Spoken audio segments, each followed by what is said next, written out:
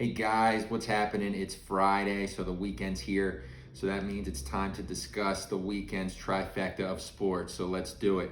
Number one, let's talk about the Eagles. I've been telling you about the division for the last 2 weeks now. What has Dallas done on Thanksgiving? They lost to the Bills. And then what did they do last week? They lost again. And what's going to happen now on Sunday? They're going to lose again, demolished. Put all of your money, bet the farm on the Rams. It's going to be 3 in a row losses for Dallas. And what's happening with the Eagles?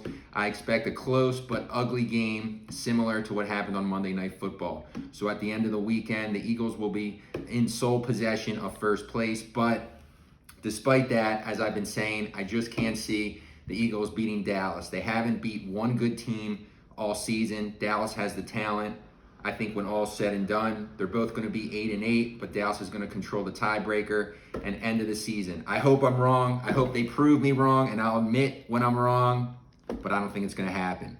Number 2 of the trifecta, let's talk about it. The Sixers, huge win Thursday night against the Boston Celtics. They're 2-0 against the Celtics. Huge win. Horford wasn't even playing, showing that physical style of those Philadelphia Sixers is just too much for the Boston Celtics. But you know what? That's not good enough for me. I think right now, based on this team, this is a team that has to expect to beat the Celtics every time. This is a matchup problem for the Celtics. We're too big. We're too tough defensively. They can't contain us, so I expect that's going to be a problem. I'm looking ahead. I see issues. Playoff time, Sixers got to get the 1 or 2 seed, and then otherwise, if they drop, I'm a little nervous. What scares me? If you get a Toronto-Philly matchup in the first round of the playoffs, that sounds trouble. For whatever reason, Toronto is in our head. It's in Embiid's head. We got him the other day, but I'm afraid of a Toronto-Philly first-round matchup. To me, if you can get lucky and the Sixers get the 2 seed, Miami gets the 3, maybe Boston, Toronto playing that 4-5, you avoid them, and then the Sixers maybe go skate through, beat Miami in the second round, and you're looking at a Milwaukee Sixers Eastern Conference Finals. That's what I'm hoping for. I hope that talk by Barkley and the Shaqinator helped out Embiid, and he's going to be tough and taking it seriously. But I'm a little concerned about the Raptors. Finally, number 3, let's talk about the final piece of the trifecta on Friday night.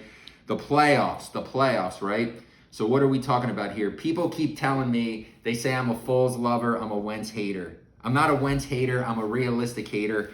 I just don't see it. You know I wanted to trade Wentz a couple years ago, last year. I just don't see it. He hasn't proven to me that he can win the big game. Until he does, I'm not going to buy into him. If he can beat Dallas in 2 weeks, I'll start to believe. If they get in the playoffs, number 2, and he can win a playoff game, I'll believe it. But if you take out that 13-game stretch of the Super Bowl season, you can't name one team that Carson Wentz has beat, a good, legitimate team. It's just not there. So show me a couple games, and then I'll believe. And then that gets back to my point, why you can't win with a franchise quarterback salary. Tom Brady takes the pay cut, and you got to win on a rookie deal. Let's look at who's going to get in the playoffs and who's going to win this year.